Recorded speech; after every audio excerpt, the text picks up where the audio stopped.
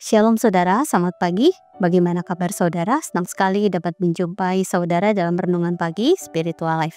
Pagi hari ini kita akan kembali merenungkan firman Tuhan dalam Keluaran 12 ayat 29-32 dengan judul Peka Terhadap Teguran Allah. Saya akan bacakan bagian firman Tuhan bagi kita semua. Demikian firman Tuhan. Pada tengah malam, Tuhan membunuh tiap-tiap anak sulung di tanah Mesir, mulai dari anak sulung Firaun yang duduk di tahtanya, sampai anak sulung orang tawanan yang ada dalam liang tahanan, dan juga setiap anak sulung hewan. Lalu bangunlah Firaun pada malam itu, bersama semua pegawainya dan semua orang Mesir.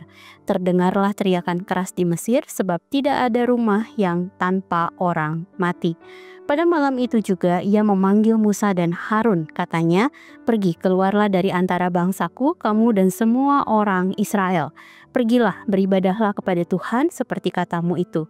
Bawalah juga kambing dombamu dan kawanan lembumu seperti katamu itu, dan pergilah, mintalah juga berkat bagiku." Saudara, dalam perikop tentang kematian anak sulung ini, Allah menyatakan hukumannya yang terakhir kepada bangsa Mesir. Allah membunuh semua anak sulung di tanah Mesir, dari anak sulung Firaun sampai kepada anak sulung orang tawanan beserta anak sulung ternak mereka. Lalu Firaun memanggil Musa dan Harun untuk membawa pergi seluruh bangsa Israel bersama dengan ternak-ternak yang mereka miliki untuk beribadah kepada Tuhan.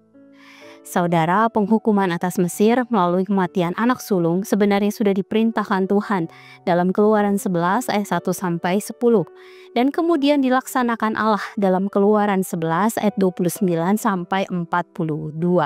Ketika kita membaca kisah ini, mungkin saja timbul pertanyaan dalam diri kita, kenapa Tuhan harus membunuh anak sulung? Saudara, untuk menjawab pertanyaan ini, pertama-tama yang perlu kita sadari adalah bahwa kita tidak dapat memahami cara kerja Allah. Hanya ada beberapa bagian dalam Alkitab yang dapat menjadi sedikit petunjuk untuk dapat memahami mengapa Allah melakukan hal itu. Berdasarkan sistem kepercayaan bangsa Mesir, meyakini bahwa anak sulung Firaun itu memiliki kekuasaan dari dewa yang mereka sembah. Anak sulung lainnya merupakan simbol dari generasi penerus keluarga yang akan mewarisi tanah, harta, dan lain sebagainya dari keluarga mereka. Sehingga ketika anak sulung menerima hukuman di hadapan suatu bangsa, artinya seluruh kepercayaan diri dan dewa mereka akan menjadi goyah. Saudara, dari kisah di atas kita dapat melihat bahwa Allah sedang menghancurkan kesombongan bangsa Mesir melalui kematian anak sulung, sehingga bangsa Mesir dapat menjadi lebih rendah hati. Hal ini juga mungkin saja dapat terjadi di dalam kehidupan kita sehari-hari. Misalnya saja, Allah mengizinkan sesuatu yang buruk seperti sakit penyakit, bencana alam, kebangkrutan, dan lain sebagainya terjadi dalam kehidupan kita dengan tujuan untuk menjadikan kita lebih rendah hati.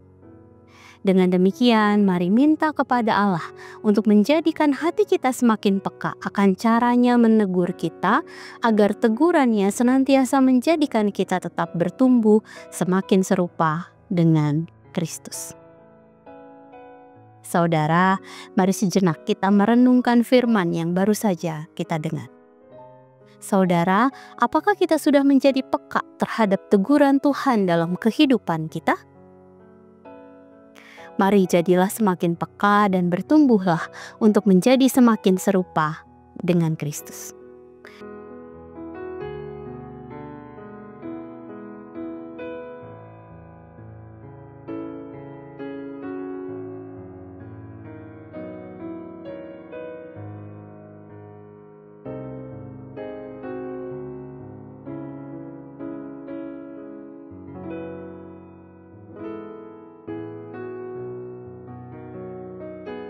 Demikian firman Tuhan hari ini. Mari kita berdoa. Tuhan, terima kasih satu hari Allah tambahkan dalam kehidupan kami. Kami bersyukur kami terus diingatkan untuk kami mengasah kepekaan kami terhadap teguran-teguran yang Allah berikan kepada kami. Mari Roh Kudus bantu kami untuk kami menjadi semakin peka, untuk kami semakin rendah hati di hadapan Allah, sehingga di dalam proses kami bertumbuh menjadi serupa dengan Kristus, kami semakin disempurnakan. Terima kasih Tuhan, dan hari ini kami mau serahkan dalam tangan kasih-Mu. Segala aktivitas kami, segala sesuatu yang harus kami kerjakan, kami serahkan dalam tangan-Mu. Terima kasih Tuhan, dalam nama-Mu Tuhan Yesus kami berdoa, kami mengucap syukur. Haleluya. Amin. Selamat pagi saudara, selamat menjalani hari bersama dengan Tuhan. Tuhan Yesus memberkati.